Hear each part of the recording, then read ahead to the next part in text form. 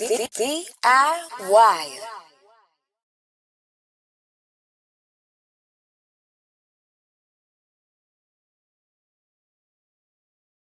DIYers, welcome in. Thank you so much for joining me here for a special episode of Curtis King Reacts, an extended podcast interview with a legendary name in the game. First and foremost, those of you that are making your way in here, make sure you hit the like button to let all the people know that we are here right now. Man, I'm joined here today by the legendary House Shoes. First and foremost, sir, how you doing? I'm good, brother. How you? I'm blessed, especially when I left a comment on your Instagram and, we were kind of having a conversation about the topic at hand, which is something we'll talk about. But when you were, telling me, he's like, man, I would love to have you on the platform. And you were like, hell yeah, let's do it. After we've been for years trying to link up in numerous occasions, it happens when it happens, man. How have you been? How's everything been with you? Man, I'm on some one day at a time shit, bro. You know what I mean? Yesterday's over with. Tomorrow ain't here yet. That part. So I like to do this thing with my guests. I like to see how off ChatGPT is or how on point it is. You tell me, okay? Because I want you to obviously tell the people who you are, who are not familiar with who House Shoes is. It says, straight from ChatGPT, it says, House Shoes is a legendary DJ, producer, and key figure in Detroit's hip-hop scene, known for his deep musical knowledge and unwavering support of independent artists. He played a crucial role in amplifying the talents of J Dilla and shaping the city's underground sound. From his early days at St. Andrews Hall to producing for artists like Danny Brown and Black Milk, House Shoes remains a bridge between hip-hop's past and future. In this interview, we dive into his journey, his thoughts on the industry, and untold stories behind Detroit's golden era. Is it on point or is it not? Fuck AI, but that's pretty motherfucking accurate. Let's talk to that. So from your own words, sir, man, a lot of us are very familiar with you, but for those who may not understand the significance, at least that this is for me and my channel today, let the folks know who it is that you are. Who is House Shoes? House Shoes is a man that carries a responsibility. You know what I mean?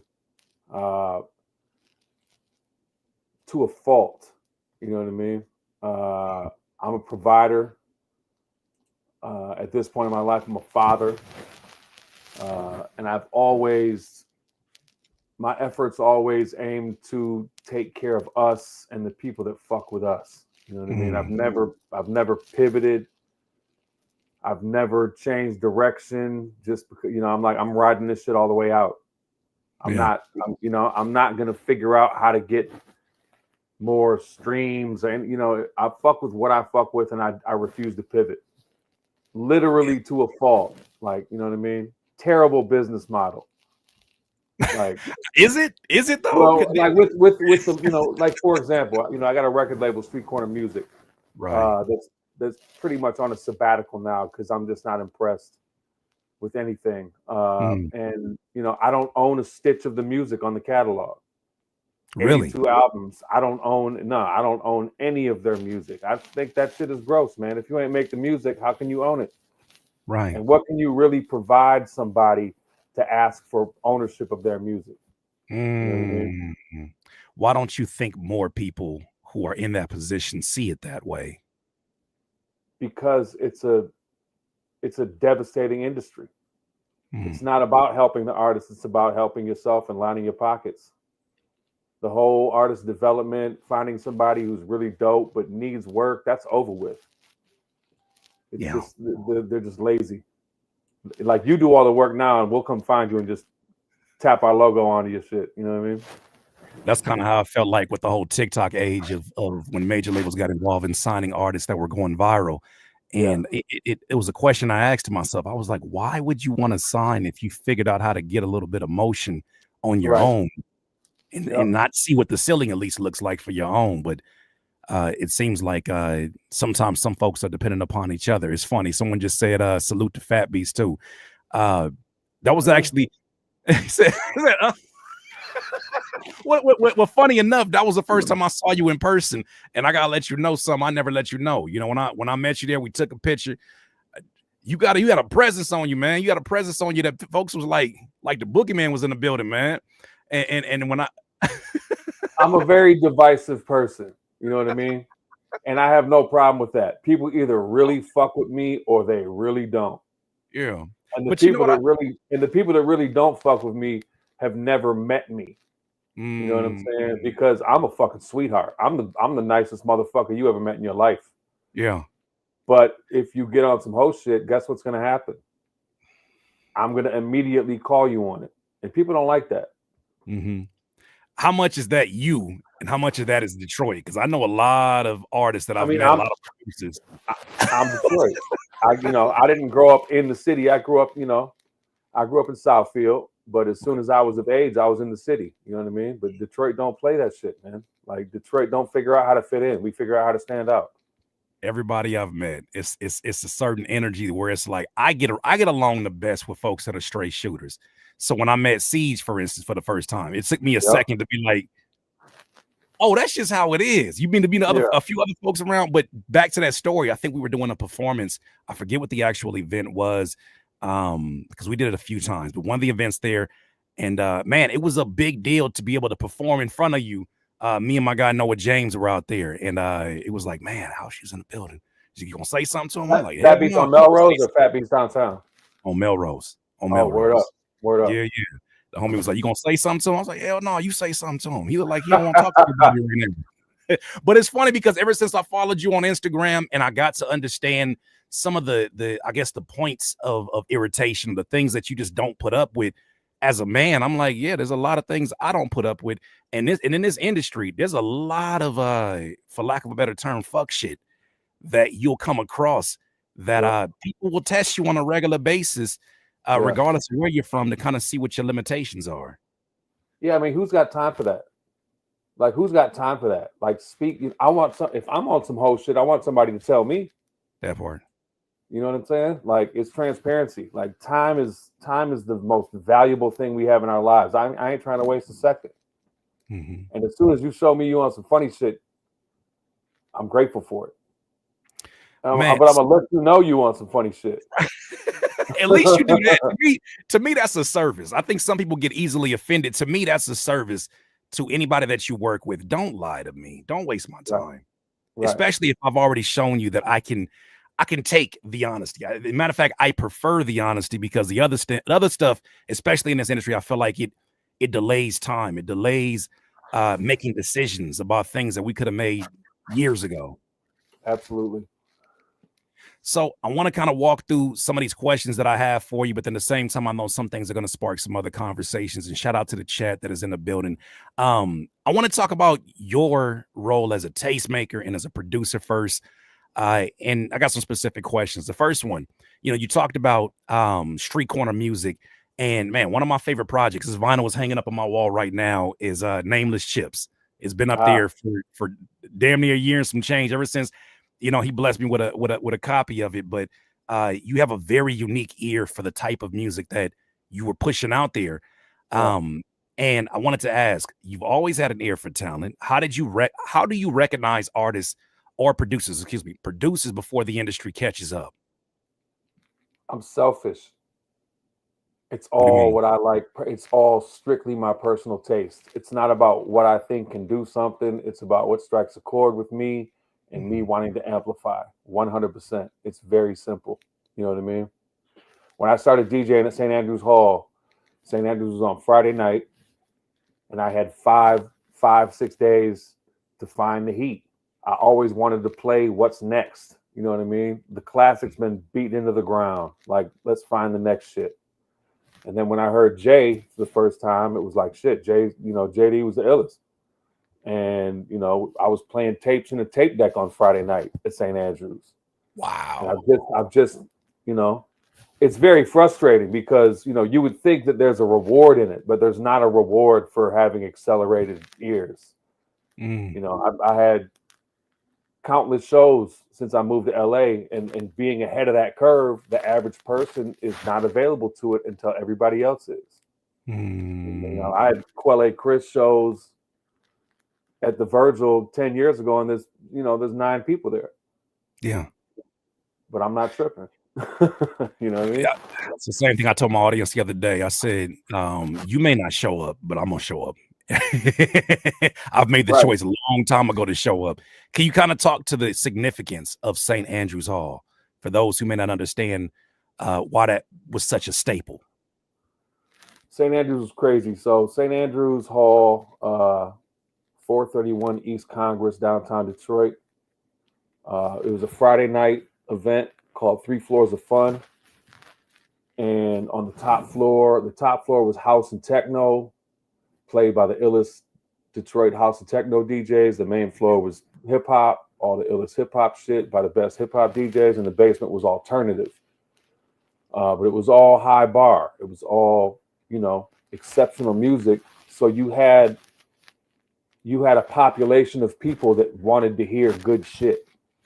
And they would, navigate between floors. They were available to everything. That's so dope. And just that cross culture was really important. You know what I mean?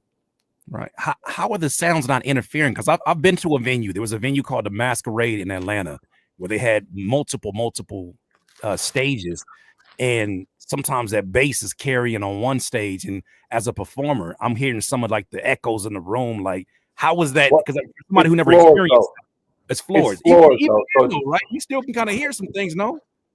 I mean, you can hear it's maybe a little bottom end, but it's not to the point that it interferes because every floor is banged out. You know what I mean? So you might get vibrations, but you're not necessarily getting like sonics. You know what I mean? Okay. That's dope. It kind of reminds me, I guess, a little bit of the experience of like Low End Theory downtown when you're seeing like, okay, we got a full stage here, we got one outside and everything else here. Okay, well, yeah, let's talk about it since you mentioned them. First of all, how did you? I know there's some questions you probably answered a million times, but I want to give my audience a little bit of context. Absolutely. First and foremost, how did you come in contact with J Dilla? I met JD at Street Corner. So my record label, Street Corner Music, was named after a record store called Street Corner Music. When I started the label, I had no idea what I wanted to call the label, because that's serious business right there. That's the brand. That's what's going forward. And I had a realization that Street Corner Music was the first place that allowed me a budget to curate other people's ears. You know what I mean? Started working at Street Corner Music in April of 1994. And maybe in the fall, October, November of 94, Jay walked in, dressed fresh. We chopped it up for a minute. He talked about how he was just starting to fuck with Tip. And I just watched him. You know, he was very meticulous. It was just something a little different about him. You know what I mean? Yeah. Going through the crates, and he went to the listening station in the back of the store, and he was going through records, and he would do this shit where he would have the headphones on, right? And he would hear something, and then he would take them off, and he would just zone for a minute and start like beatboxing like a pocket. You know what I mean? And unbeknownst to me, like the beat was already done. So what is he? So the beat is done. The beat was done. The beat is done. Like it was just a matter of like physical execution. And that's what separated him, in my opinion, because a lot of people have a hard time getting what's in their head out of it. That's the bar. That's the bar. I was going to say, I think that microphone is rubbing up against you again. It's causing a little bit of friction there. Okay. Yeah, all good. So since we on that topic, what did you see in J Dilla? I mean, you gave us the example of him, you know, kind of having that moment that was very signature to him of taking the headphones off, listening. What did you see in him early on that made you ride for his music so hard? It's not what I saw, it's what I heard. What you heard, okay. You know, we exchanged contacts, and I would start going over to the basement and just chilling. I was never there over his shoulder watching. You know, the first, I met up with him early, probably maybe a few months later at RJ Rice's studio over by Northland Mall, and he had like, it wasn't even a B room, it was a C room, and the C stood for closet. And it wasn't a walk-in closet. It was a closet. Straight up closet, yeah. It was a closet with the door like halfway open and some shit. He had an MP set up, and I watched him get a hold off of Beats, Rhymes, and Life in less than 15 minutes. And he was getting frustrated. He was getting frustrated that it took so long. You know what I mean? After 15, that's great. And it's funny because you get, you know, don't mind me. My 40-year-old brain is still downloading because I just turned 40 this year. So I'm starting to understand my elders as I start to get to this stage, and I realize the things that you hear producers complain about, like having to produce in a closet or having to do these things instead of thinking of it from the perspective of I get to do these things. It seems like that adds the separation. What do you think about that? Absolutely. I mean, if you start on the ceiling is what makes you great. The unavailability, like, you know, I used to make beats. I haven't made a beat since I had children. I haven't made a beat in over 16 years. But when I've been itching to get back on it. But when I do, I'm plugging the MP back up. I don't want none of this new shit that just lets you push a button. I like to do everything myself. I feel like the end game of your creation now these days is made available to you by the options and the access of everything that's available and the simplicity. Like creation is not supposed to be convenient. You know what I mean? And I stick to that. The lower the ceiling, the more you have to figure out, the greater it is. You know what I mean? Like being self-taught, like having to figure shit out yourself, not reading the book, and just finding your own tools within the machine. Like that's what it's all about. And finding your identity. You know what I mean? What would you say is the inverse of that statement you made? You said creativity is not supposed to be convenient. What would you say it's supposed to be? Oh man. I mean, I don't know if anything is supposed to be convenient. Yeah. Convenience has fucked everything up. It's fucked communication up. You know what I mean? Like we get frustrated when autofill don't work. Like how ridiculous is that, you know? You know what I mean? Right. Convenience has made food trash. Like convenience has made so many things. Like do the work. Everything ain't supposed to be easy. There's nothing progressive about finding the easy way out. I saw a comedian made a joke about, you know, how he saw a dude on a plane having a fit because his Wi-Fi on the plane didn't work. And he said, you have fucking Wi-Fi on a plane. Right. You have no idea how it got there. Or he says, people, you know, you get people who get frustrated by a text message not sending. He says, do you know how the fuck a text message is even sent and delivered? The technology and the hard work that went into this, the things that people complain about. But, you know, there are things that I echo as well here, especially when I'm talking to younger producers who, for whatever reason, I don't know when that change happened. I assume the internet has a lot to do with it, but there was a shift where hard work felt like an inconvenience and no longer like a goal. And I just never got to me, where it was like there's things that I've done to simplify my process, but the goal was never simplification so that I didn't enjoy the work of being in a flow. Like the flow state is what this is all about for me. That's the drug. Yeah. And it became entitlement. Like, how can you be entitled when you never did the work? Yeah. You know what I mean? It's very frustrating. But I'm trying to remove my triggers. I'm just trying to go to sleep with a fucking smile on my face every night. Yeah. You know what I mean? Well, you shouldn't have came and talked to your friend Curtis today because that was the wrong decision, because I'm for sure going to ask some questions along that line, because I'm with you. Like the stuff that I'm seeing you, I don't see it as you being negative. I don't see it as you having something to be angry about. I look at it and I'm like, well, at least somebody out here got some balls to say something about it, because a lot of folks I felt like got hypnotized by the way that music was being made, the simplicity, the minimalism, and they convinced themselves that somehow it was better because of that. Not that it was an alternative way, which I can always allow the space for, but sitting here and acting like what you do was the same thing. But I see people have done that even with information as well. Yeah. I had a buddy of mine, and there's another Dilla question I got for you. I had a buddy of mine that was like, you see folks out here who kind of identify themselves as like Dilla disciples, and never had an opportunity to even be around him or know what that's like. And then when they hear stories about, like, I was watching a video with who was it? I forget who was talking about it, but they were talking about how, he would be like, I'm going to the strip club. You figure out this verse, and I'll be back here, or whatever the case may be.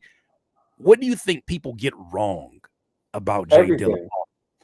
It's gross, man. It's fucking gross. I can't stand Dilla stands, bro. It's like you weren't even alive when this motherfucker was breathing sometimes. And they act like this third, fourth, fifth hand information they have is it. And the most important thing I ever learned in my life is being source critical. Like, where did your information come from? And that doesn't even exist anymore. And it's like a brownie points game. It's like one-upmanship. It's not even like true fandom. It's just like, yo, I got something you ain't got. Yo, I got a picture of the socks he wore. You know what I mean? Like, yo, I know what kind of toothpaste he used though. You know what I mean? I got a picture you ain't seen. It's like, man, just be a fan, yo. Like, stop trying to be like you're the fucking end all be all of this shit. It's corny. That's the part that it devalues the shit. You know what I mean? Because it's not all. It's just about the music, man. Yeah. Like, who cares what size shoe he wore? Well, people have been like, yo, like, what was it like to breathe the same air as James James? Oh, yeah. And I'm like, motherfucker, he was a human being. I was like, it's like your homie, but he just makes the best shit you ever heard in your life. Since we know that you know him like better than most folks would ever have had an opportunity to. What do you think his point of view would have been of those stands that you was talking about, like that avatar of those stands? What you think he would have said? I think he would have just laughed and went back to making beats. Hold on, I gotta do that. I gotta do that. That right there. You know what I mean? I love it. Let me ask you about the Detroit sound, man. Detroit hip hop. I don't care what era it is. I feel like there's always been a raw, a soulful, and sometimes an even like purposely unpolished energy. What do you think makes the city sound so distinct? I think the primary is geography. Like, we were in the middle, so we were influenced by everything. We were influenced by y'all out here. We were influenced by the East. We were influenced by the South. And all those ingredients, and us also just not really giving a fuck. Like, we weren't making records like trying to pop. We were making the records that we wanted to make. There was no like direction, like, yo, this one's gonna be the one. You know what I mean? Like, it was like, nah, like carving out our space and getting y'all to pay attention to us. Like, yeah, no one's gonna pay attention if you're just trying to do the same shit that everybody else is doing. Facts. You know what I mean? But just that blue collar, grimy shit. But don't get it fucked up. Detroit is not a hip hop city. Detroit was never it was a micro community. Like, Detroit's hood shit. Detroit is street shit. Cheddar Boys and Street Lords and Dope Boy rap forever. You know what I'm saying? Yeah. Like, it was crazy because on Friday nights you had St. Andrews here, and then next door you had Legends. And Legends was just regular shit. Regular motherfucker, regular shit, hood, street records. It's a titty bar now, actually. And, and they looked at us like we was fucking weirdos. Like, we were misfits, yo. Like, what y'all listening to? What's that? Why y'all dressed like that? You know what I'm saying? But we stuck to it. They did out here, and I know you out here, so you seen it. Like, I saw it in the early days when I was going around Lemert, and I first met DiBiase after only seeing him on the Red Bull stage, and I see him, and I always joke with him. I said, first time I seen him, I said, you had that Rick James glow on you, because it was like DiBiase here. And I look, and I'm like, with the boombox, and he peace fam, like, old Trump and all of that.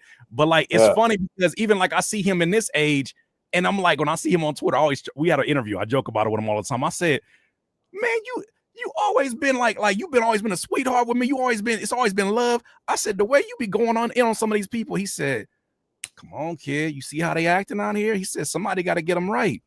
Yeah. So that energy is necessary. I enjoyed seeing that come out of him. I enjoyed seeing that. Use your words, man. Like, you know what I mean? Like, right. somebody's gonna think they're that guy until you tell them they ain't. And usually the guy that's acting like he's that guy is not that guy. He's not that guy. You're not that You know guy what I at mean? all. Yeah, because the other one, like you said, is likely working right now and has more business to tend to, more Right. crafting to increase upon. Well, I mean, you talked about some of the names that you worked with. You worked with a very big variety of names. When it comes to street corner music, I have just a personal question in terms of like the projects you worked on, because I know sometimes the projects that I work on the hardest, that I'm most passionate about, doesn't always translate to success in the public eye. And they still my babies. It's still my babies no matter what. What is a song or project you worked on that you feel maybe deserved more attention than it got?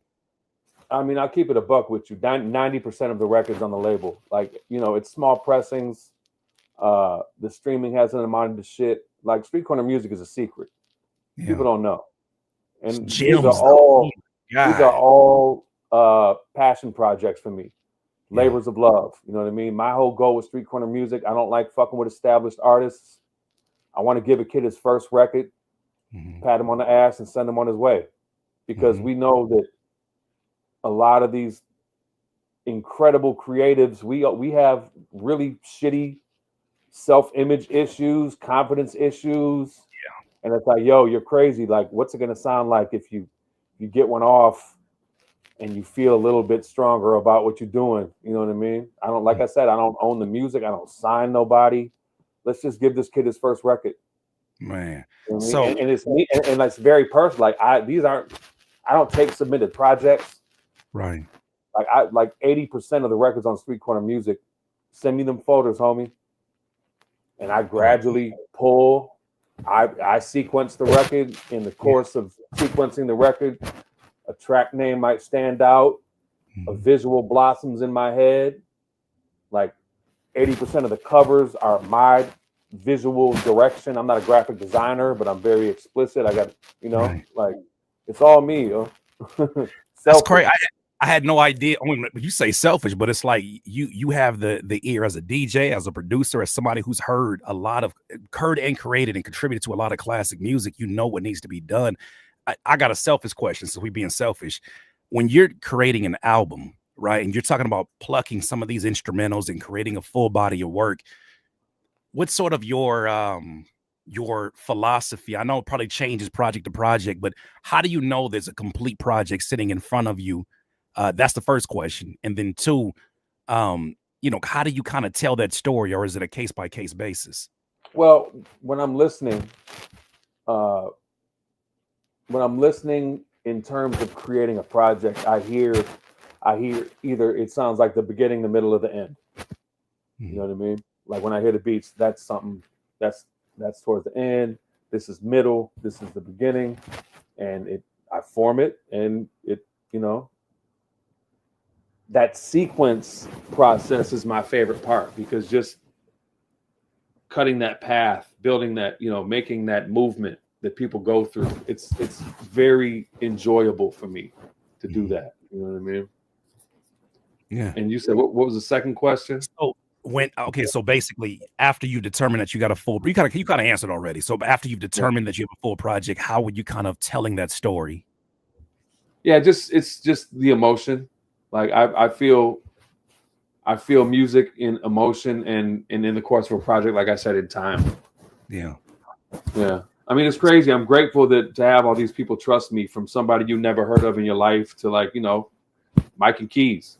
Like, that's me crazy. and Mike and Keys was missing each other for years, and Nip passed, and I went over to the studio, and they sat me in Nip's chair. And the crazy thing is, right next to the board, they had a Dilla doll, like one of the Stussy dolls. You know what I mean?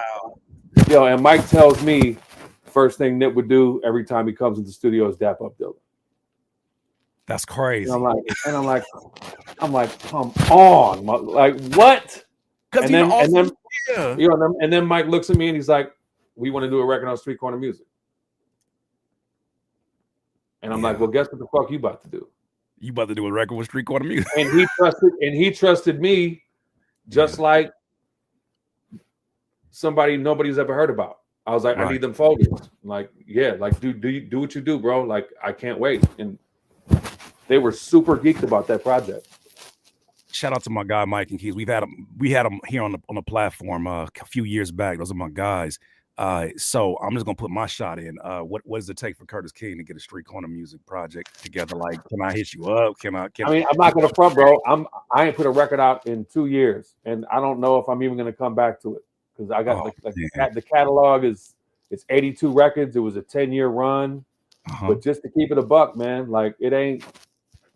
I'm kind of tired of community service. Like I always prided myself on working for, just trying to make everything better and trying to. But there's no reward. There's no financial reward because I'm not in it for a financial reward, unfortunately. But you'd think that sometimes, shit will pop, but it don't. Right. And there's no, for years, there hasn't been an emotional reward.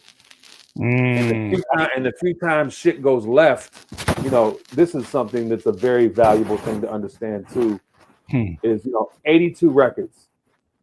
Out of that, maybe 3 or 4 times shit went left just between like me and the artist.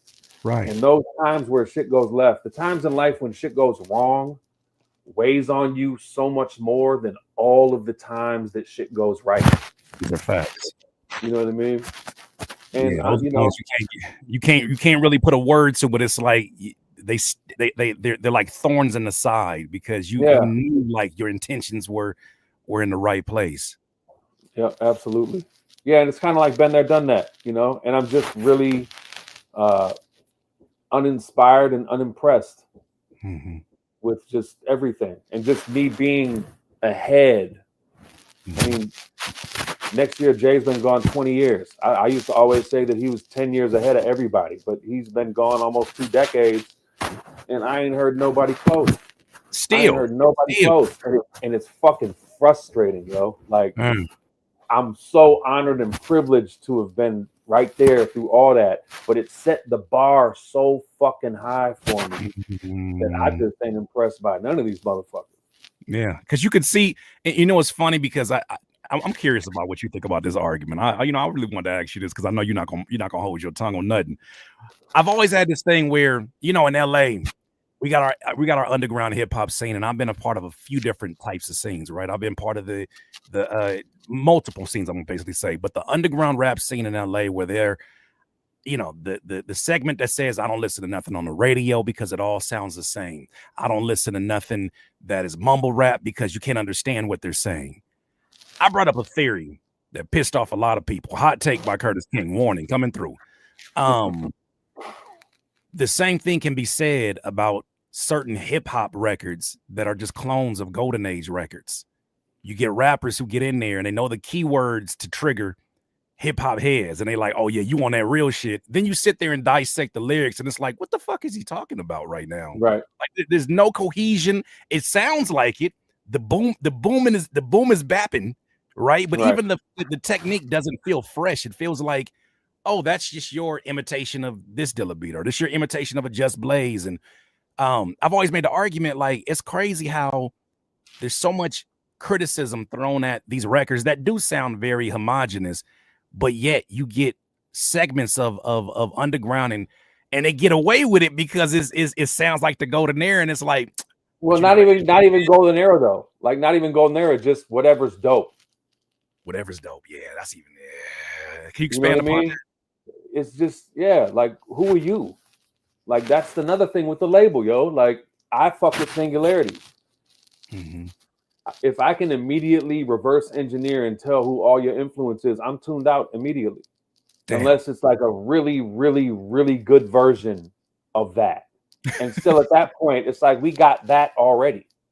You know what I mean? Like, I want to hear something that almost confuses me. Like, yo, what the fuck is going on right now? What is this? That's like, that excitement is what's gone. There's no excitement. Like, what's the last time you heard somebody that's like, fuck, this shit don't sound like nothing that I've heard? Stolen drums. Stolen drums for me. That was for me. Fantastic. Yeah, I shot the drums. I mean, for me it was Soundtrack. Soundtrack. Oh yeah, you know Soundtrack. Like, when I heard Soundtrack, I was like, okay. Yeah. And before I got hip to Soundtrack, and we had been like bumping elbows and like being in the same spaces for years, but when he finally sent that pack, thank God, because it was probably a 2-year stretch before that where it was nothing for me. I mean, there's records that I like, there's artists that I like, that, you know, putting my pockets into something is different. You know? And you putting your name on that. That's your stamp on that. That means something. That has value because of what you have done. I put a tweet this morning. I said, if I fought this hard to get the thing that I have, imagine how hard I'll fight to protect it.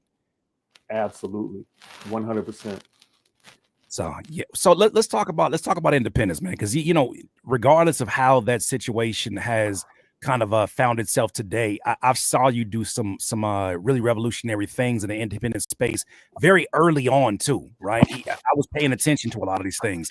So I got a few industry/independent questions that I know my community of DIYers will appreciate. So with that said, first question I have is, you've always been vocal about calling out industry bullshit. What's the biggest lie independent artists are being sold right now? That you need a record label. You know what I mean? Like, do the fucking work, man. Just do the work. And, you know, the whole hustle thing is kind of overrated too. Don't grind until you're fucking not enjoying the shit, but do the work. Like, figure out who you are as an artist. There's so many people that, you know, they sign deals and you ain't even rock the fucking show. You go viral and you go viral and you got a record deal. Like, it's gross. Bro, I see them take somebody out their bedroom who went viral on TikTok and put them on a Rolling Loud stage. And I said, no wonder that you wonder why the show's bad? No hole in the wall shows, no dive bars, no in stores, no none of that. You just go straight to the Rolling Loud stage. No, that's not how it works. Because then you have no appreciation for it. You know what I mean? Well, I'm just saying, from a business end, why would you think that that's a wise idea to put? Why would you think that's wise to put somebody right there on that stage as if that's not just, you know, going to self-destruct itself? Well, because they think they're hitting a lick. They think they're beating out everybody else to the punch. You know what I mean? But nah, you got to do the work. And the lack of artist development is why we have what we have in 2025. Like, imagine if you put the work into that motherfucker for a year or two and refined him and taught him the things that he, you know, I come from Detroit. Barry Gordy had a whole block of buildings on Grand Boulevard. You know, there was a whole building for artist development. And they taught and they educated their artists. There's no educational presence in the major label scheme of things these days. And it seems like for them, say it again. I said it's just rape. Pretty much. That's all it is. And I'm looking at it, you know, and I was watching some of the conversations that got inspired by, I don't know if you saw the Jermaine Dupri question he asked, where he was like, you know, he just put his head down. Where he sits up. If you guys respect to my man who used to dance who used to dance for Houdini, and I give him more credit for dancing for Houdini than any of the hits, because the hits were fucking simple, fucking easy. 1, 2, 3, 1 + 2 is 3 hits. Like, I'm not impressed by hit records because the masses are fucking stupid, and it's very easy to get a regular motherfucker to love a simple ass record. You know what I mean? I saw Seth Godin. He's a brilliant marketing mind. He says something that really struck with me, where he was talking about giving game about marketing, and he said, creating something for the masses is wildly overrated. He said, because in order for it to be something that a lot of people like or are kind of indifferent about or even hate, he says it has to by DNA be mediocre. There's got to be so much water in that glass. I'm saying. Like, I was never impressed. Like, as an artist, as a creative, I never in my life wanted to make something for everybody.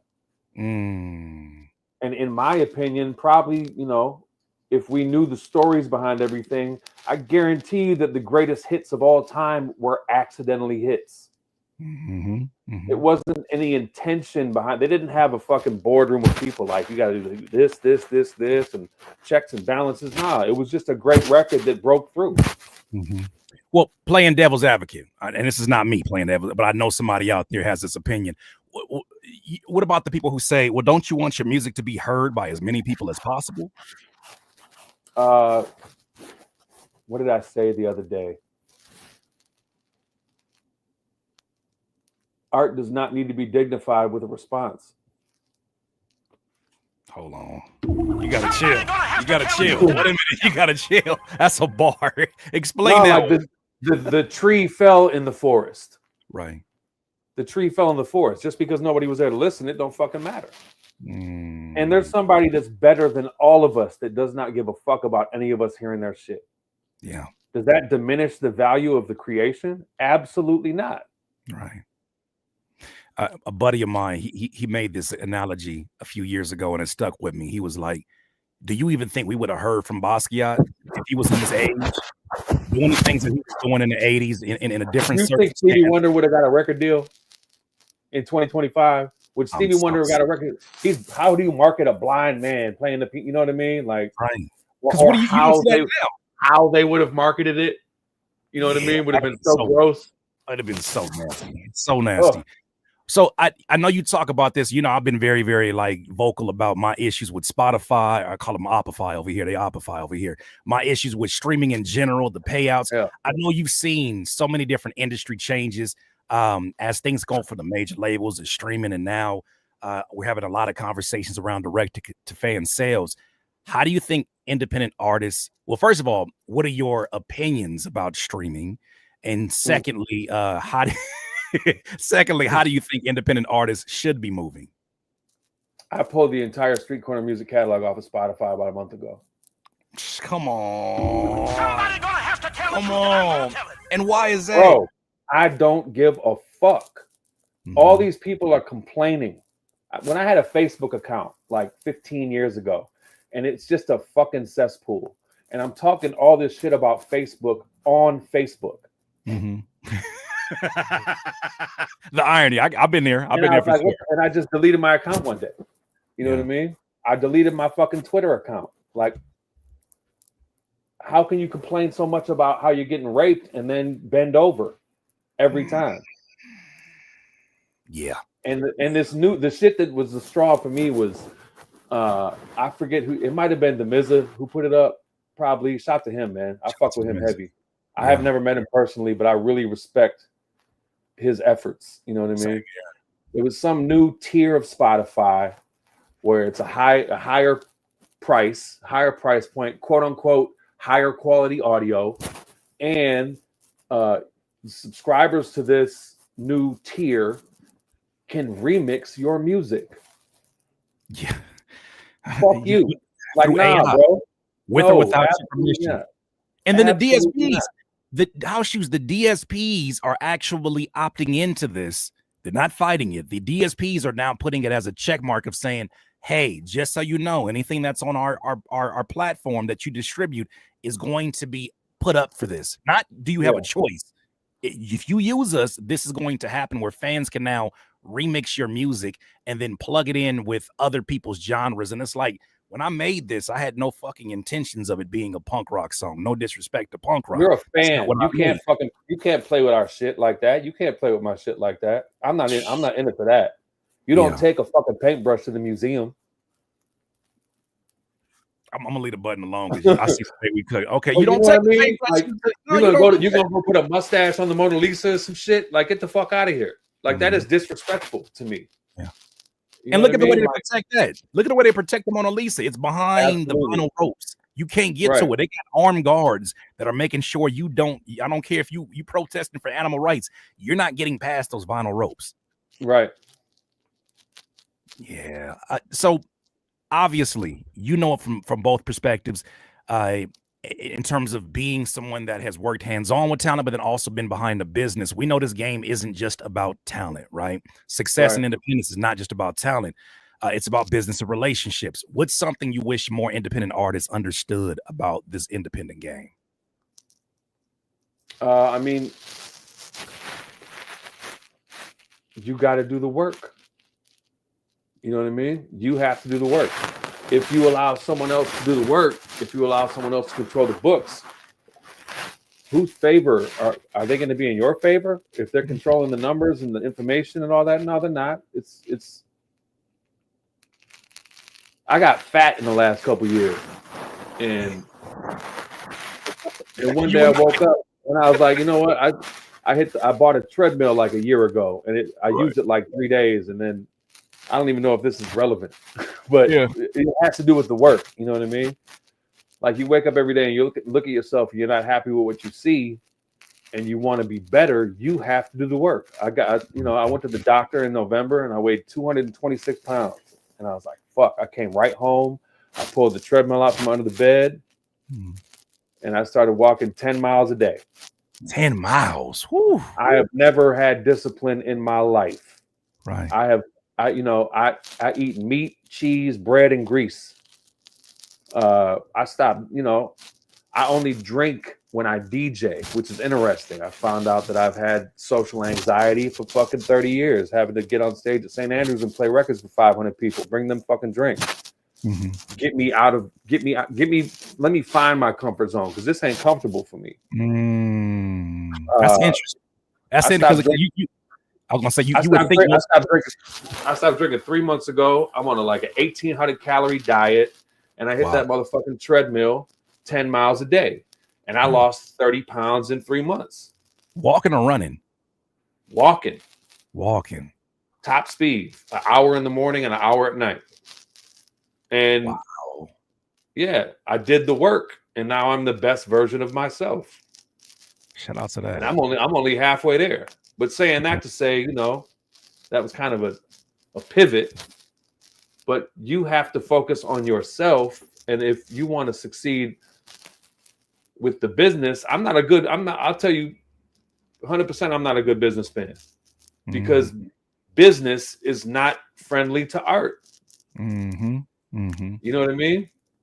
And as soon as my mind turns in that direction, all of my efforts in the last 30 years are for nothing, because all of my behavior from that point on is going to be the antithesis of what I've done for 30 years. You know what I mean? Yeah. No, that's something. If you don't want to get fucked, learn how to not get fucked. There it is. Pretty simple advice, right? You understand why I got a lot of friends from Detroit. You understand? Sometimes you need to hear it like that. You don't need to hear what you got to do is you just got to be more friendly with yourself, and you got to just know that things happen for a reason. No, tell me to stop getting fucked, because the only way you get fucked is if you lay down. The only way you get fucked is if you lay down. I love it.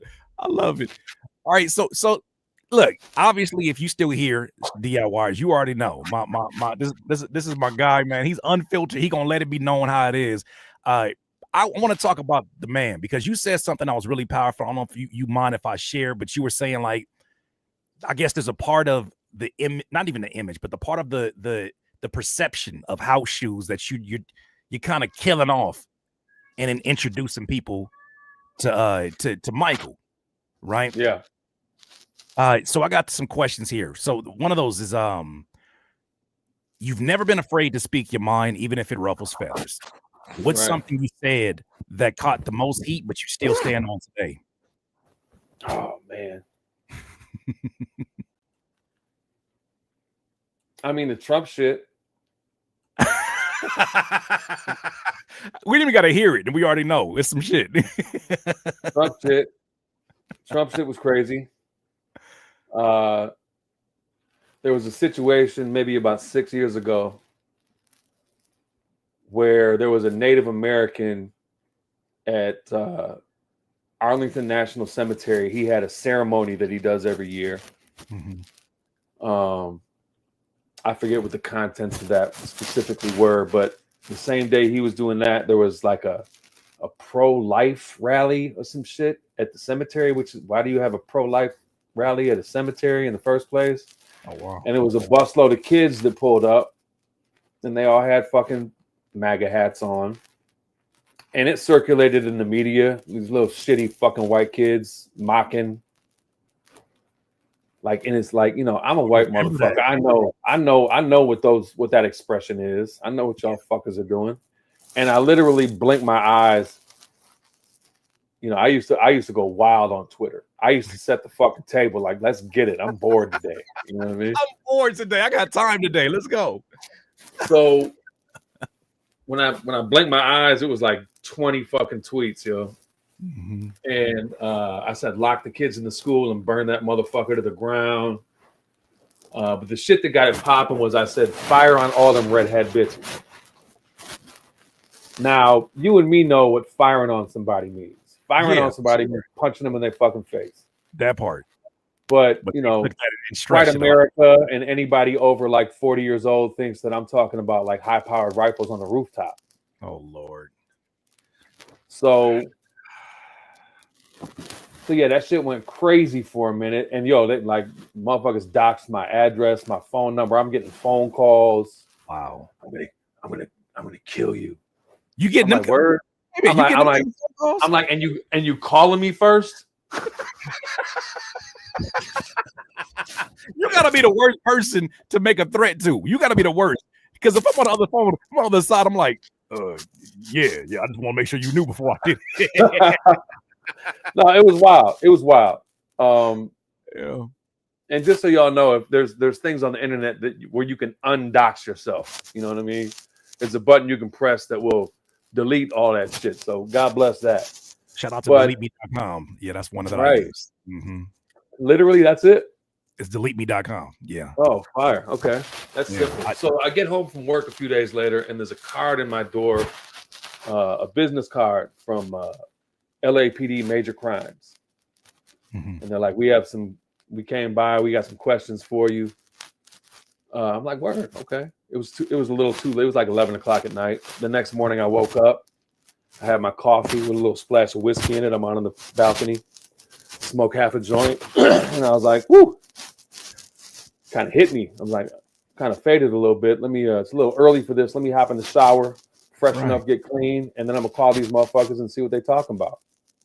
As I'm walking through this living room right here, knock on the door. I answer the door. It's Major Crimes, two uniformed detectives. And we talked for like 5 minutes. And it was basically like the crux of the conversation was, did you really mean you wanted to kill everybody? And I was like, no, I really didn't want to kill everybody.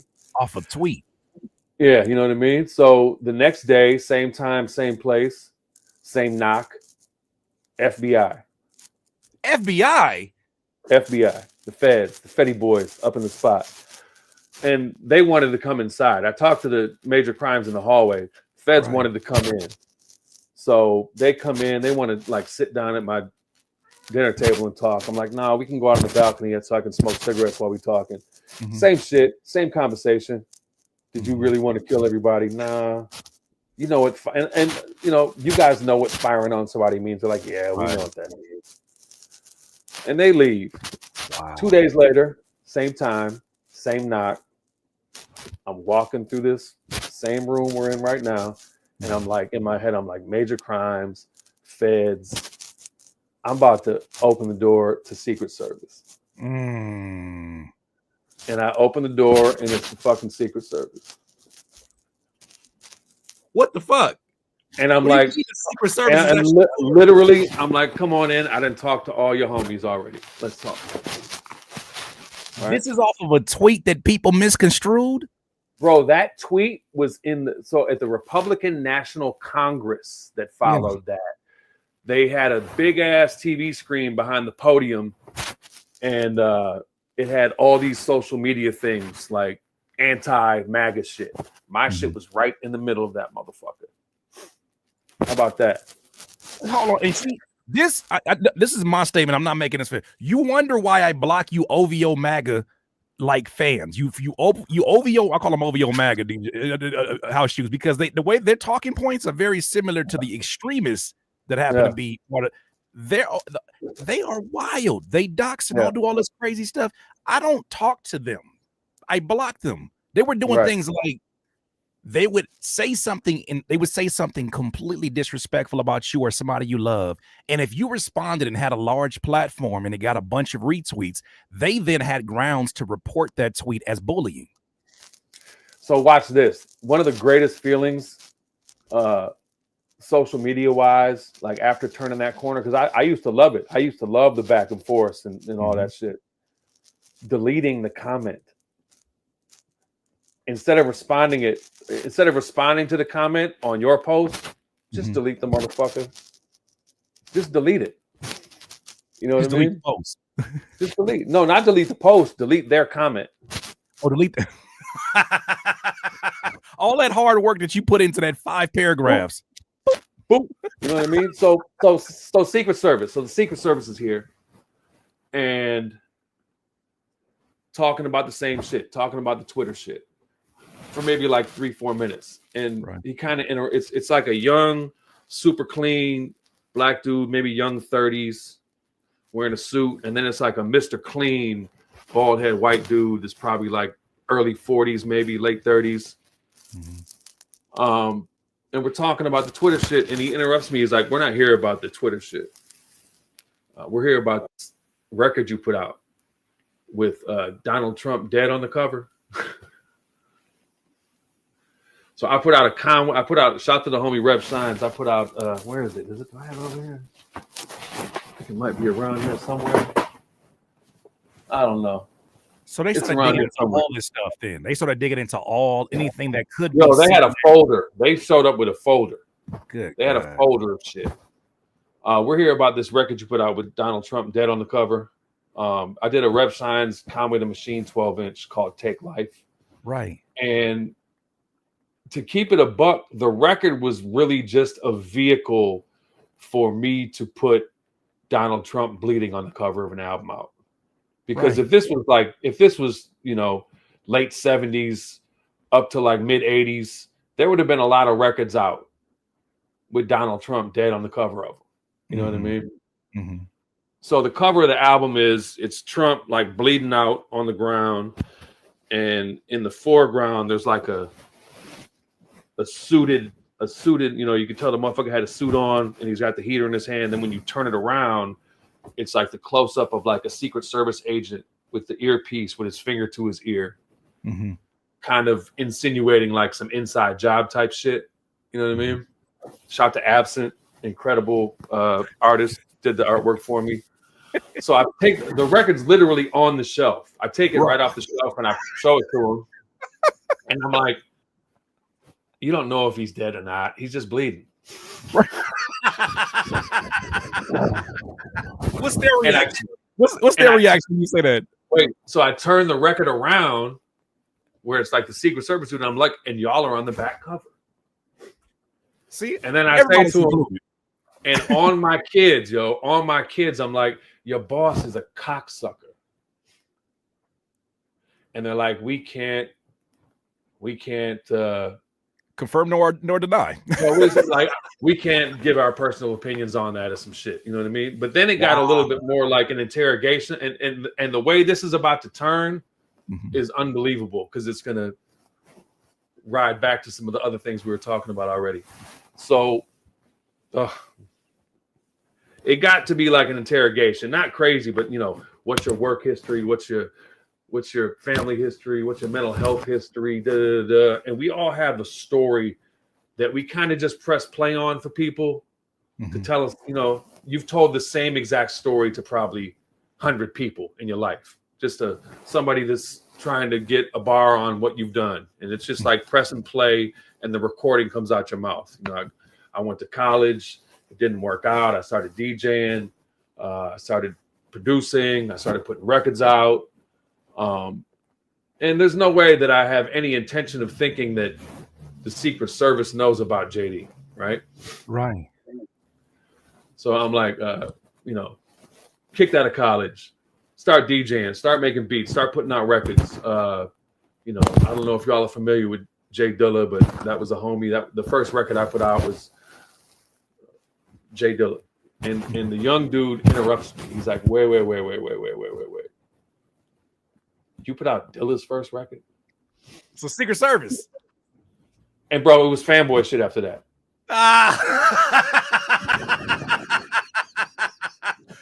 Bro, I'm sorry, bro, I'm gonna have to get back to you. I need to ask some questions. look at that.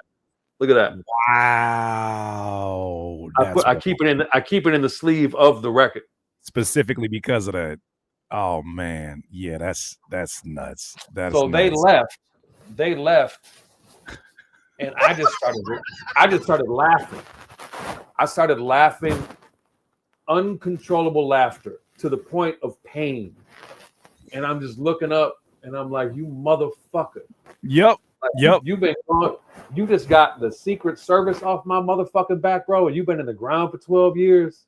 Come on. And unbelievable, bro. Yeah. Unbelievable.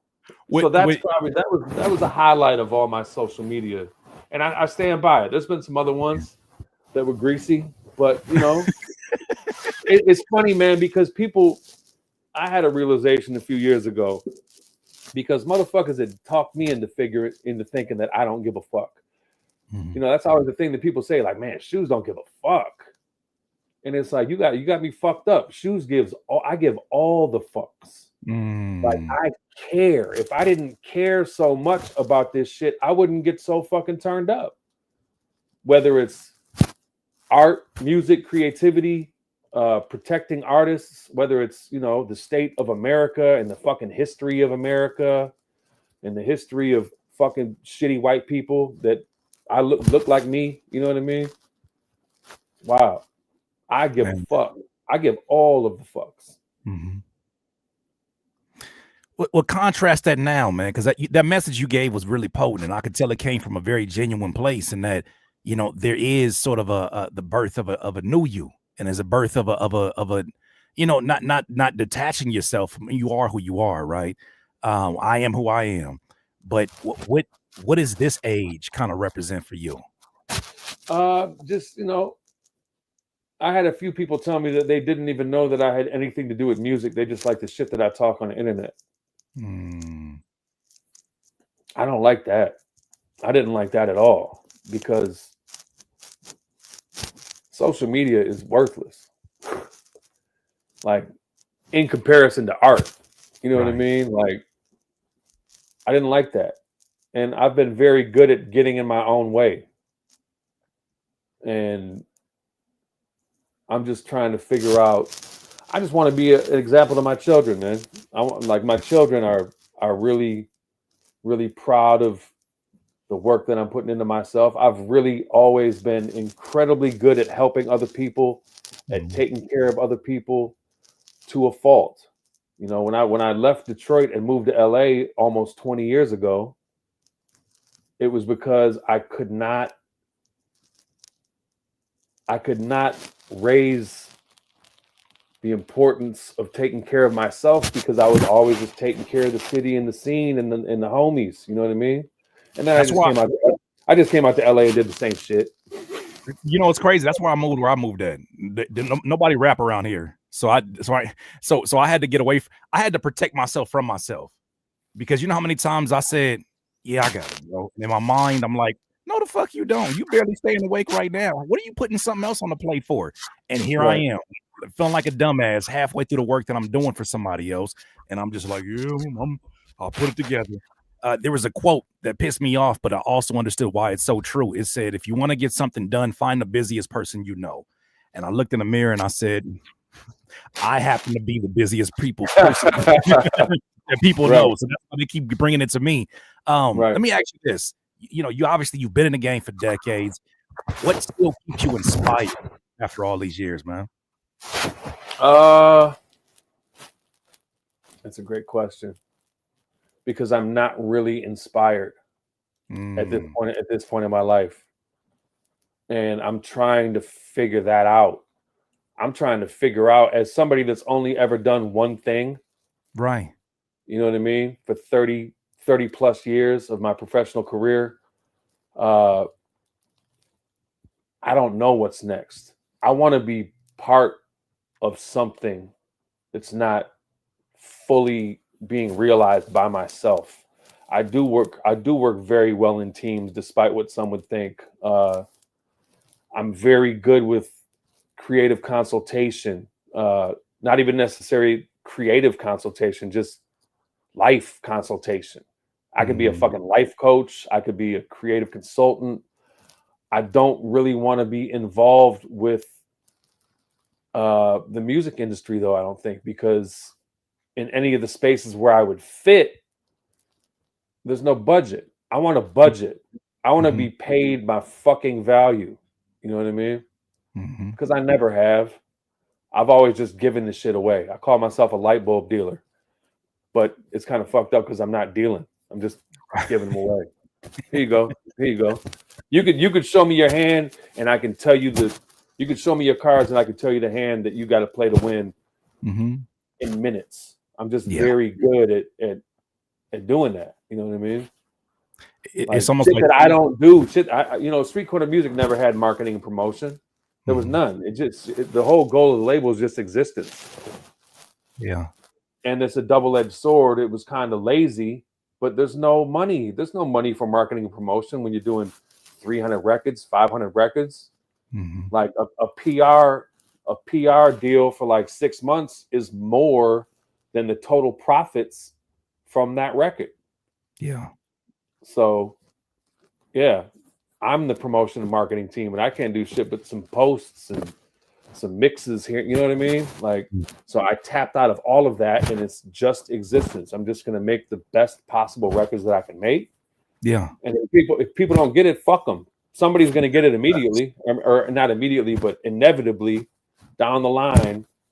You know, this shit ain't for right now. I know that the world's not gonna know who the fuck House Shoes is while I'm alive, as a whole. Very small micro community of people that have a lot of respect for me. It's very small, and I'm not in it to be the guy. I'm in it. I'm here to do the work. You know what I mean? Well, I mean that's something that we continue to. Obviously, man. Anytime you show up, everybody hears the quality. Everybody knows what you stand on. They know that it's gonna be no bullshit, and they know that you're gonna along the way. Like that's the part that I think that a lot of people miss in this generation at times is they can't hear the love because they're so focused on the language. Yeah. Right. They're so focused on the delivery. They're so focused on the words that are being used, and they hyper focus on it. And it's like you missed the fucking gem. Right. Because of that very thing. Yeah, one of those people are just pretty soft though, too. People are soft. And I don't cater to that. You know what I mean? Like I got the best meal. I could cook you the best meal you ever had on your life. I'm not gonna tell you it's the best meal. I'm gonna put it on the table in front of you, and you can eat, or you can fucking go to McDonald's. I'm not tripping. No, facts. See, someone's gonna sit down at that table and be like, God damn, this shit is fire. You know what I mean? And I think a lot of people have committed themselves to mediocrity. They've committed themselves to entitlement. And then they look at numbers and streaming things and say, oh, we're the same thing. And it's like, no, bitch, you're not the same thing because we got 30,000 listeners of the same. You think that you've put in the same, you think that gets you the same kind of cultural cachet, the same cultural currency. And it's not the same. And they figure it out real easy, real soon when they start doing shows or when they have to be in front of real people, and it's not just an online presence. Right. And you're rapping over your vocals, and it's terrible. Call it out. Call it out, Shoe. Call it out, please. Fuck anybody that if you rap over your vocals, fuck you. Because that's just it's you're cheating, and you know you ain't that shit. Like you know you're not that great if you step on the stage and rapping over yourself rapping. You know, and you're gonna lose your breath. You know what I mean? You're worried about missing an ad lib or some shit. Like motherfucker, do your work. What happens to somebody? What happens to somebody back in those days, right? Where folks had where the folks listening had no problem letting you know about yourself. What happens in Detroit? Because I could tell you what happens out here in the IE, what happens in LA when there was an age of hip hop here, and that's not that long ago. And there's still some circles that look at you crazy. What happens to you if you do go up there and you start rapping over your vocals? I mean, you could either get booed, or just get no reaction. That's the worst. Or if you're in a room full of regular motherfuckers, they love it because they don't know what you're supposed to be doing. You know what I mean? We're professionals. Rapping over your vocals is lip syncing. Rapping over your vocals is Milli Vanilli, and you saying half the words. It ain't no difference. And it's funny because I look at my, I look back when I moved out here. I was judging beat battles and shit, and I was a fucking asshole. And I don't like it. Like I don't like it. One of the goals for me, I'm 50 this month. I'll be 50 on March 28th. I want to be more graceful. I can be the same exact person that I was, but just be graceful and have a little bit more tact. You know what I mean? I would judge beat battles. I told motherfuckers, don't ever make a beat ever again in your life. Well, you know what? I would rather somebody say that than what they said my first fucking. I did a beat battle at what is it? LA Jazz Cafe. Yeah. Right? Jazz Absolutely. Cafe. Second Street Jazz. That's where I would judge. Jazz. That's where I would judge, bro. So you were judging. Okay, so that's where I went when Cheeky out LA was throwing some of these events, right? I went to one of those, and it wasn't his event, but somebody else I went to. This motherfucker told me your beat is just too piano-y. What the fuck am I supposed to do with that? He's like, I don't know. It just sounds too piano-y. And I'm like, I put that in my book. I'm like, you understand somebody who cares about their craft, how much that's going to wreck their brain, especially if they're trying to learn and they think you're somebody of influence that could teach them. He said that shit sounded he said it sounded too piano-y. And the whole week I was just sitting here just dumbstruck, like, what the fuck is piano-y even mean? Well, I mean, so it's good? the way that I looked at it was, I was mad aggressive with it, but my intention behind that type of behavior was one of two things is going to happen with this producer, beat maker usually, not a producer. You're going to stop and get out the fucking way, or you're probably going to make the best beat that you ever made in your life. After that, you know what I mean? Like nobody ever got better from being coddled, from getting a pat on the back, for getting a participation trophy. You're not going to get better. You need aggressive criticism. And we live in an era where there is no aggressive criticism. Is that why I got 6 diss songs on me right now for giving music critiques out? Fuck them. Fuck them. I counted. You should take all those songs. You should take all those songs and make an EP out of them. You know what's funny? You know what's funny? I really pissed some of them off. I said the music critiques that I gave you about your lyricism and your tone, you didn't take any of that advice, and especially for you still rapping off beat. I'm insulted. I want the people that diss me to have a skill set that says Curtis got to get in the booth. But I listen to this shit and I'm like, I don't listen to them and say they just trash. I say, am I that trash that they think I'm accessible? There you go. I need to do something. Can we talk about this statement? Look, you're not 50 yet. So like I'm like, you got the devil and the angel on the shoulder. I'm asking you questions right now. That's probably bringing out the other side. But oh well, we hear.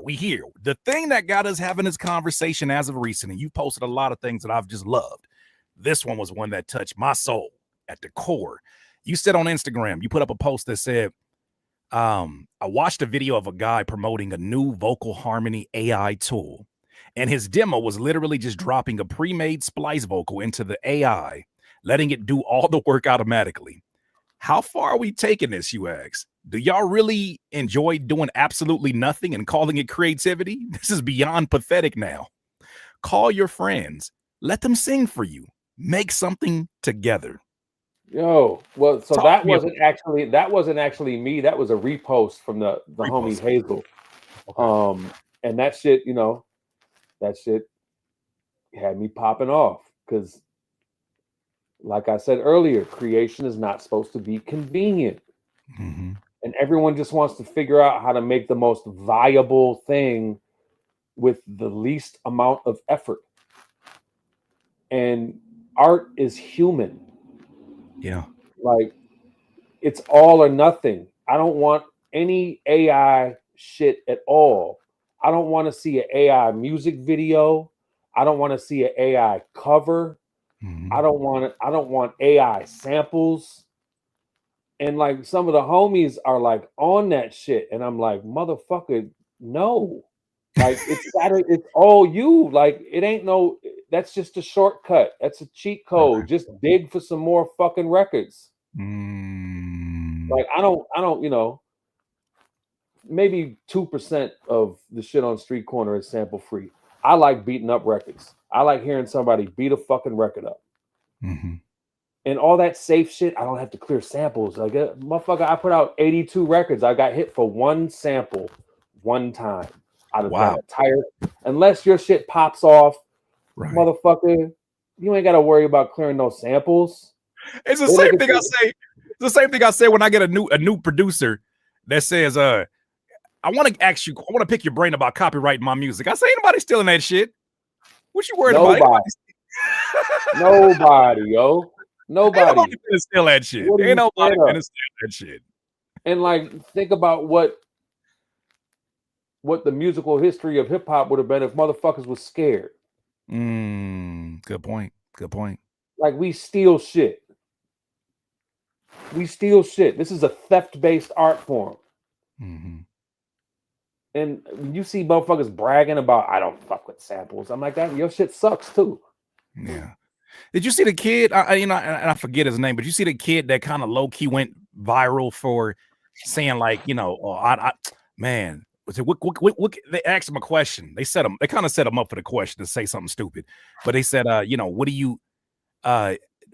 is your pet peeve as a producer? And he was like, man, I'm fucking unk beats. You know, I don't like them soulful samples. I don't really fuck with that soulful shit. And I just could not believe that a producer, a beat maker was sitting here, somebody who has like placements and all of that. Not that gives, I don't give a fuck about that. But I'm like, I couldn't believe the words were coming out of somebody's mouth. And it was, you know, it was a young white kid who was like, I don't really fuck with that soul shit. Well, I mean, that makes sense, you little white boy. He said that, and I was like, even if there were people in my era that felt that way, they never fucking said it, where it could be amplified all over the internet. He said it, and I said, the dude that was on the radar, yeah, that's who it is. I said, you don't like soul. Why did you choose this genre then? Right. Yeah, it's a lot of outsiders. It's a lot of outsiders that have been allowed in. Like, people try to shit on gatekeeping. I think gatekeeping is so fucking important.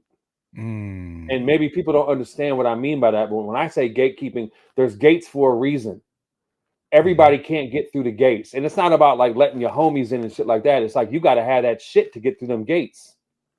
And nobody keeps the gates anymore. Like there's all this mediocre shit because that's been allowed through the gates.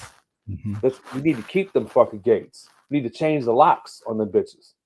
You know what I mean? And it's funny, everybody who says they're against gatekeeping, I think there's different versions of it too. This is what I'm different point. Like I respect what Al said about it. He said it in a different manner. You know what I mean? He was talking about a different type of gatekeeping. But I just feel that it's just no rules anymore. You know what I mean? House. I'm not trying to be messy. I'm not trying to be messy about this question. Shoes for short, bro. Shoes for short. Shoes. I'm sorry. House shoes. My bad. House shoes. I'm not trying to be messy. But what were your thoughts when lo-fi started making its way? I mean, some of that shit is cool. It's cool. I mean, a lot of that shit is cool for what it's worth. But you know, I just get hot when people be like, JD's the father of lo-fi. It's like, bitch, how uninformed are you? JD never made lo-fi music ever. Like literally the definition of lo-fi is low fidelity. That means poor sound quality. That's what low fidelity means. You know what I mean? Why do you think they made that connection? Lo-fi is an intentionally lower sonic quality of beat. You know what I mean? Right. Jay shit was crystal fucking clear. That's what I'm saying. The drums, the snares. I always mixes, like everything. It was Jay shit was hi-fi than a motherfucker. You know what I mean? The snares would hit you right there on the bridge of your nose as you're listening to it. They were so in front of you. When I about some of like my favorite Dilla records, when I heard them saying things like, you know, oh, he's a father of it, I couldn't help but feel like, and it's funny because my grandfather said this to me one time, and I didn't understand it at the time. I understood it on paper, but I didn't understand it actually happening. He said, don't let them do to your hip hop what they did to my jazz. Mm. And I started thinking about, like, you know, the smooth jazz of 94.7, the wave, and having a generation of people thinking that that's the same thing as Coltrane, the same thing as Miles. And then I look at this and it's like, when I say boom bap, I've had kids that say, "Oh, you mean like lo-fi?" Excuse me. The one thing I think the thing about lo-fi is it's just so homogenous. It's so you just can't differ. It all sounds like the same producer for the most part, with very few exceptions. It's just it's this. There's no dynamics to it at all for the most part. Yeah. And then you know that shit was co-opted by white motherfuckers. Yeah. And you know, homework beats. What the fuck are you talking about? Oh, wait. This is my favorite one. Unoffensive beats, easy on the ears. My God, I never heard that. That's gross. No, these are the tags I saw. Shoes, I saw this on YouTube where it would say unoffensive to the ears. Easy. Well, you gotta understand how. Do you understand how you have to operate where being scared, like you don't want to offend anybody? Like you got to take all the sauce out. You got to take all the spice. That's like making a meal. You know, like what if they don't like spices? What if they don't like, you know, you have to remove yourself almost completely from the process. So you want to take the seasoning out of soul food. Got it. Oh my God. Man. Yeah. It's like a motherfucker taking Patty's fucking pies and putting a white motherfucker Karen's picture on the shit. You know what I mean? No, they did it to Jemima syrup. They just took her off the syrup and now it's just Jemima syrup. And I'm like, but that's the time it seems like whatever all of the ultra sensitivity, it makes sense that at a time where people are ultra aware, ultra sensitive to certain terminology and certain things, it makes sense why the soundtrack of that time period would be just as, you know, soft around the edges and unoffensive. And I think Mos Def said this about Drake when he was saying, like, it's good music to shop to. Like it's right. Yeah. Fucking Drake, man. I mean, I ain't gonna front. I had, you know, Kendrick had me delete Drake's entire any song. I didn't have a lot of Drake shit, but I had my. Right. I still have Successful. Successful is a great fucking record. That's the early shit. I like those and the shit that he dropped like 2 years ago, a year and a half ago. The shit he dropped like at the end of the year of 23. The EP with like the conductor with like the rap shit. Yeah, that shit was crazy to me. Like that shit was really good to me. But it, you know, Kendrick erased that motherfucker, and he killed the king, and I love it. I love it because it's the real. It's the real versus the fake. Like Drake came from the real shit, just like all the rest of these motherfuckers, but he made a decision to be a softie. You know what I mean? And Kendrick came through and put the fucking foot in his ass, and I loved it. I loved it. In the most hip hop way too. Like he gave him storytelling, it gave him lyricism. Oh, this motherfucker got 5 Grammys for shitting on Drake. So help me to get perspective, because these are conversations that I would have had with you if we were just chopping it up. But give me a zoomed out point of view of how you kind of view that, because I think, and maybe I'm stretched, maybe I'm being overly optimistic. I do feel like we're because of the results of that, and because of where it seems like money is floating, you are seeing a lot of artists kind of be brought up and highlighted over this last year that happen to emphasize lyricism. Like, my guy Daylight is getting a lot of shine right now.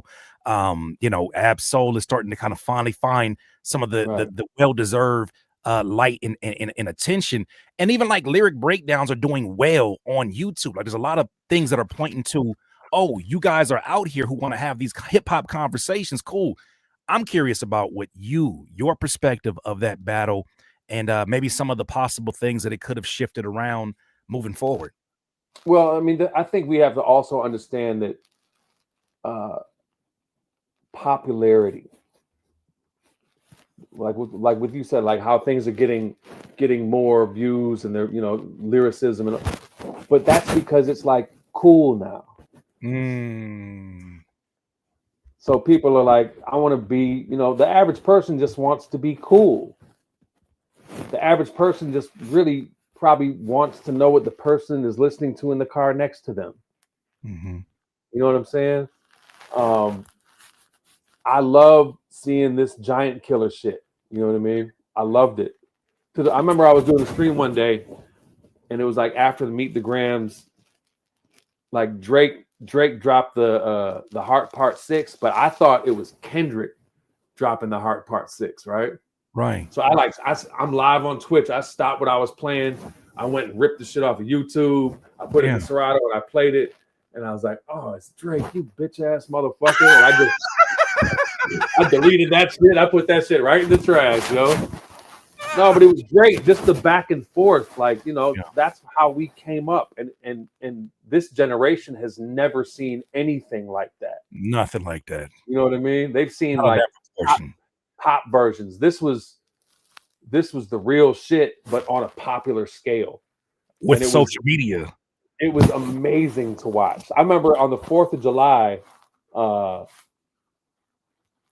had the homie Jim Sharp over here from the UK DJing on the stream, and he killed it. And we were going to go down to Long Beach.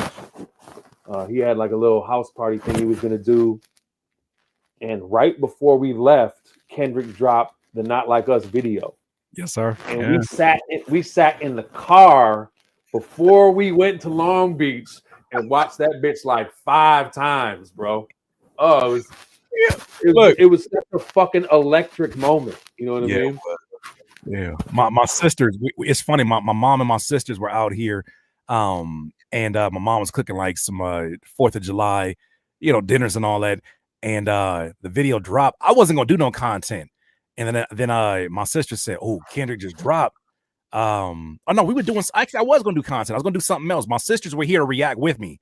The fact that I could sit in here, and I'm looking at both my younger sisters, right? Who one of them was a Drake fan, and by the end of that video, she said, "Funerals are always sad." Yo.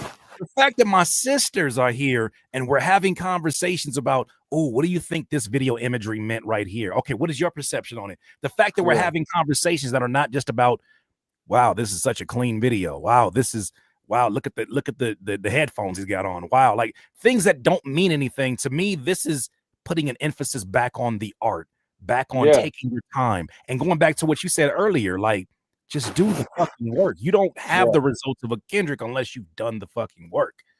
Yeah, that shit gave me hope. It gave me hope. Even though it was definitely an asterisk. It was definitely an anomaly. The situation was a super anomaly where he actually fell. Like, we watched him fall. And it was wonderful. It was fucking wonderful, yo. Like, again and again and again. And then he put his little whole ass record out, and then Kendrick was like, nah, bitch. Every time. Every damn time it was something else. I love it, man. We genuinely appreciate your time. You got time for a few questions from the audience in here? I'm here, bro. I got nothing but time. All right, so DIYers, you know what time it is. Go ahead and ask any questions you have. I'll highlight it here. Or if you just want to show appreciation to House Shoes, man, because obviously I'm looking at here. He's affected a lot of y'all, and just his presence here today is something that's very much appreciated. So if you have questions like that, ask for real. Ask right now. This is the time. This is the time. But yeah, that was hilarious. That was hilarious seeing the way that played out. So year 50 is coming up. How you feeling? How you feeling about that? I'm feeling a lot better with this little transformation I'm on. You know what I mean? I definitely kind of fell off the treadmill over the last month, but I'm maintaining the diet. I'm maintaining the no drinking. Yeah, if I was hard on that treadmill the last month, I really think I'd be down 50. And a little, maybe TMI, I got a vasectomy last week.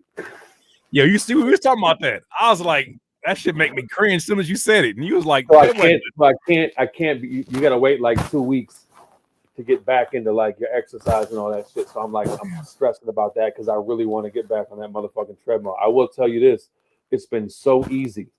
It has not been hard at all. I lost 30 pounds in 3 months, and it was one of the easiest things that I ever did. Like the diet shit was nothing, the not drinking was nothing, which is crazy.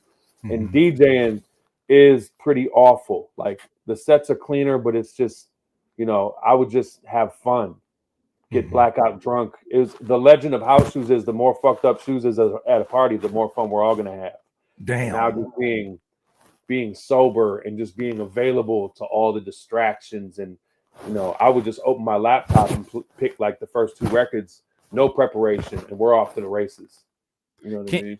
Can you kind of speak to that? Because there are certain artists that, you know, I met Danny Brown as a listener, as a fan, when he was like right there in the middle of his, you know, Molly this and then all this, and seeing his transformation now and his sobriety, it's so dope to see. But I also saw fans when he was going through the transition who were like, "Oh, bro's falling off, man. Get back to." I literally saw a fan that say, "Get back to the drugs. We need some great music." And I said, "What kind of dystopian world are we? Like, what the fuck is this?" So I mean, sometimes it's like, you know, fans ain't shit. Fans don't like, you're a fan. Be a fan. Right. That's your space. You have nothing else to offer than being a fan of my music.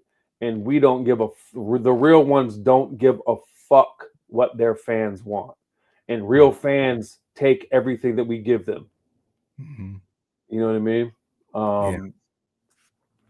But yeah, man, I mean, how can you shit on somebody trying to be a better version of themselves?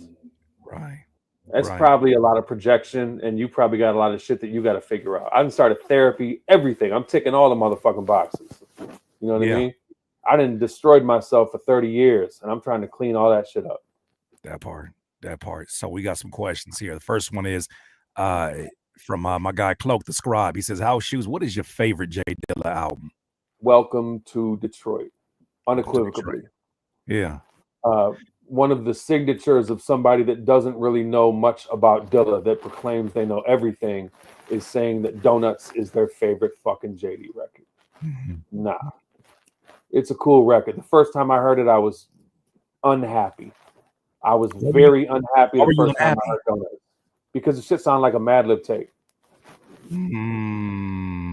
He had never been so incredibly singularly influenced on an album than he was on Donuts. And the value, unfortunately, for Donuts came when he passed away. Yeah. And that flower opened up, and all the hidden meanings and all that shit is crazy. It is. It's a great record. But Welcome to Detroit is unequivocally the crown jewel of his discography, in my opinion. Yeah. Follow question from High 3. Do you have album recommendations for the treadmill, since you be doing the 10 miles? I don't do albums on the treadmill. I watch shit on YouTube. Okay.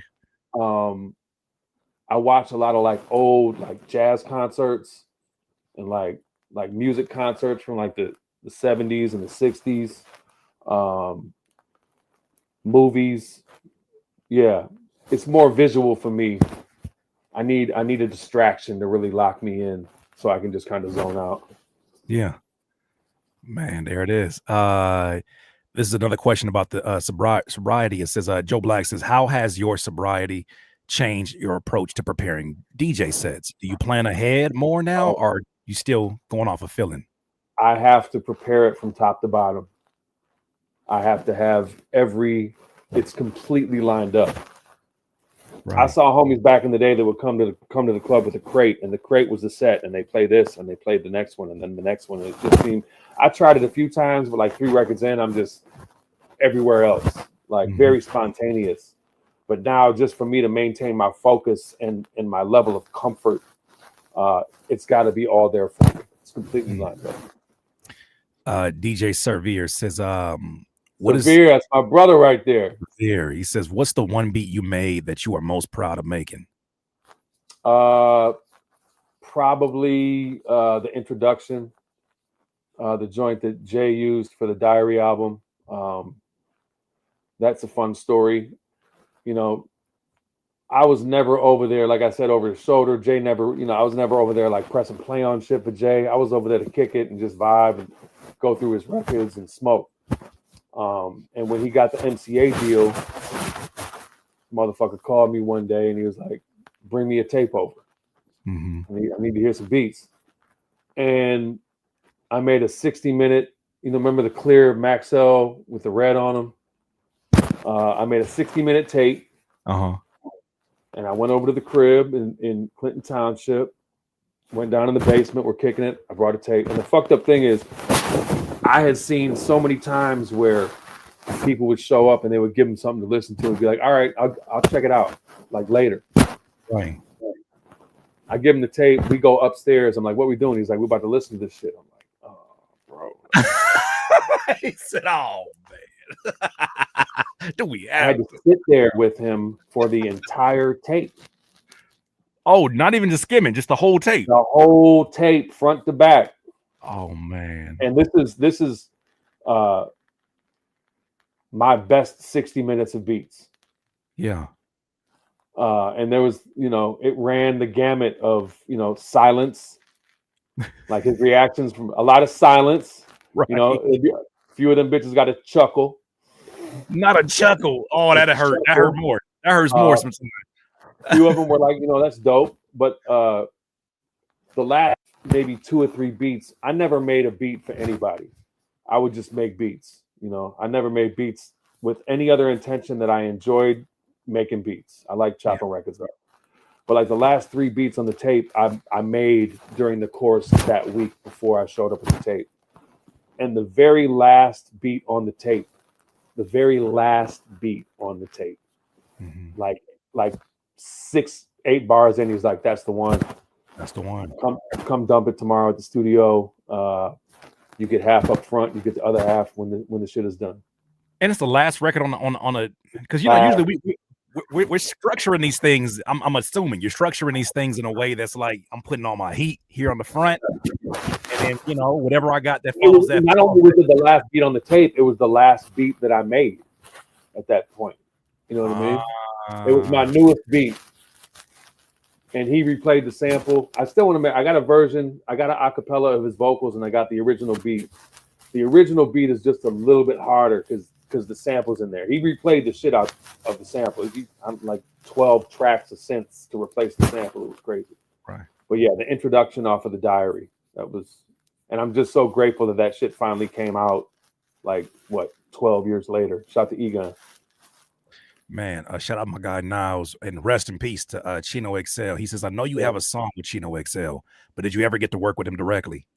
Chino was the homie, man. That was my dude. Like, it's fucking devastating. Chino, Chino lived in darkness. He was a dark character.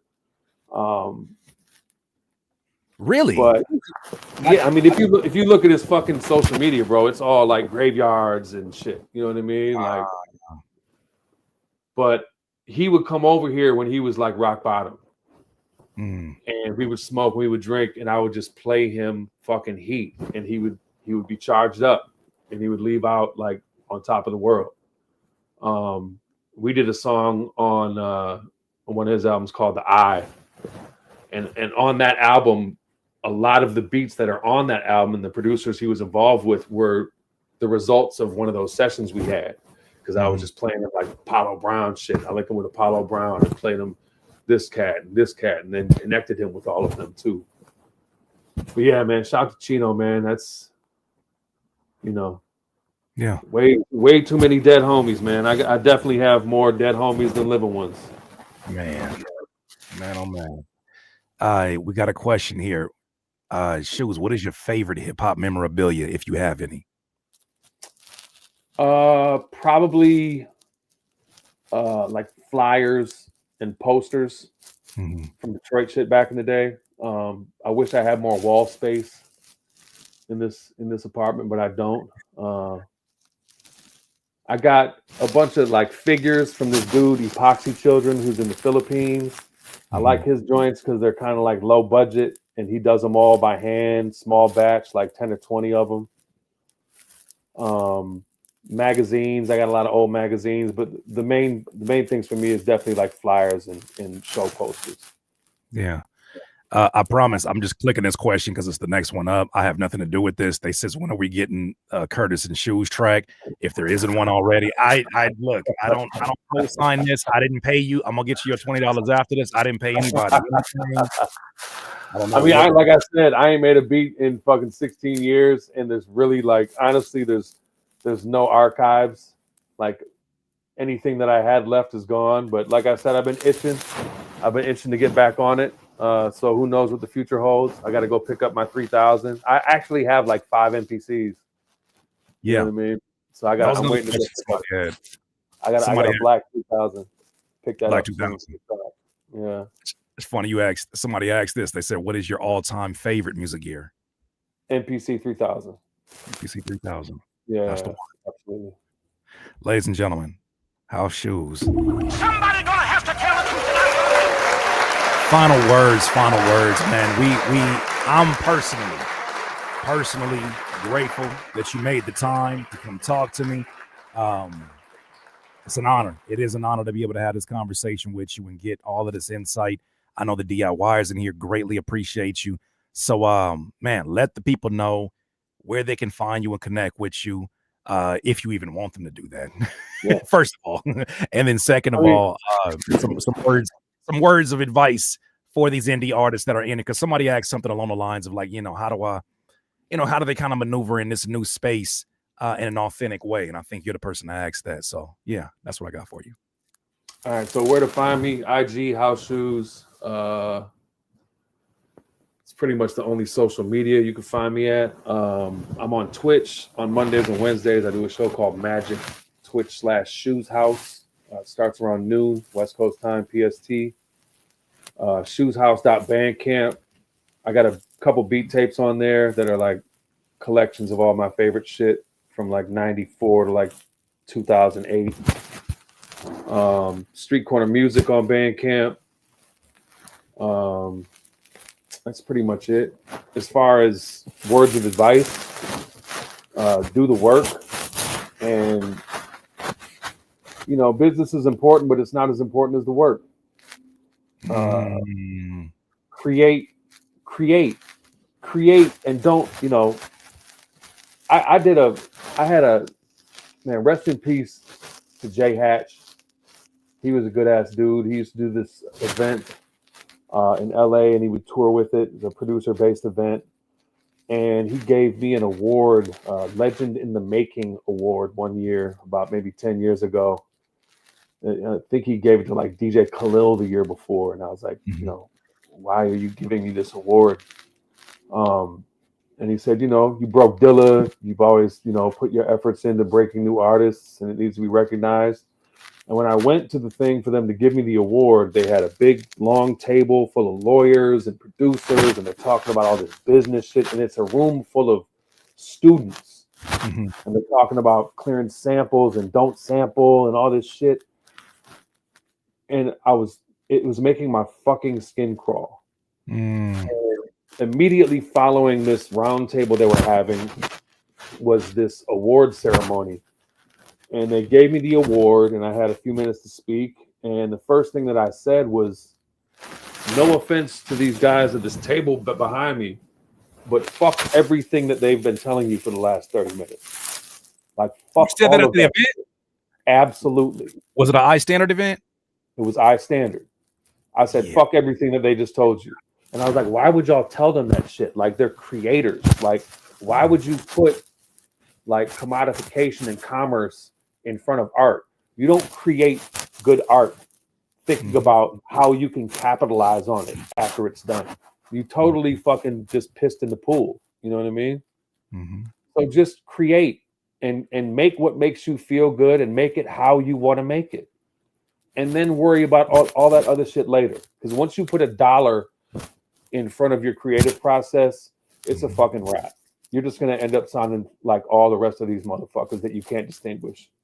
You sure somehow, some way we not related, like in a past lifetime or something? Because I think that's why I stopped getting the invitations to Standard. Rest in peace, obviously, to Jay Hatch, because he had an amazing thing he was trying to build, and it's a lot of moving pieces. A lot of moving Yeah. pieces. And sometimes you don't know what's being said in one room versus another. But Yeah. I was on a panel, and shoes. I'm looking around. I'm like, this dude got all kind of major placements. He's currently here. This guy over here is doing this, and I'm like, what am I doing here? I've got my placements, but my success story is very different, and it's very much independent centric. And the things that I'm going to say to the audience members is going to be things that are going to hopefully move them to action independently. Right. The things that I was hearing on the panel was like, be dependent.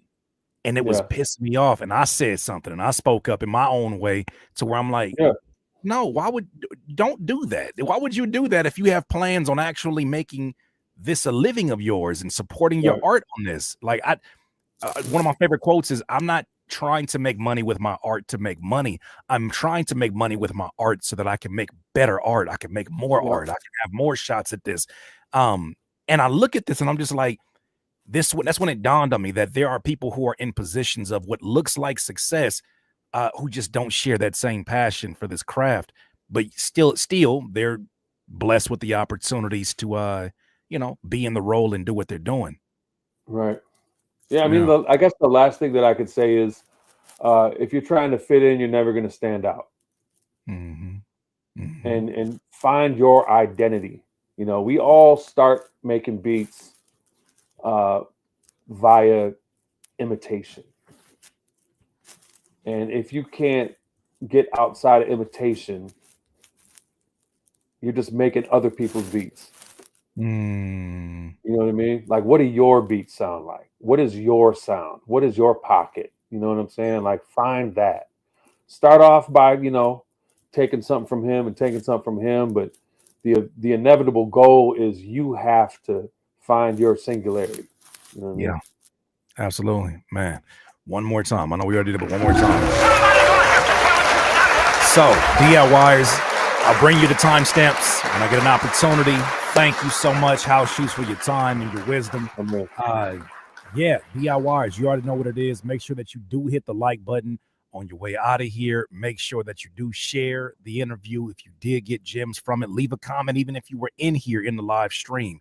All that stuff would be greatly appreciated. House Shoes, thank you once again, sir. My man, respect, brother. Come on. DIYers, if you enjoyed this content, make sure that you hit the like button and maybe even consider subscribing. Come on, man. Stop being greedy. Peace.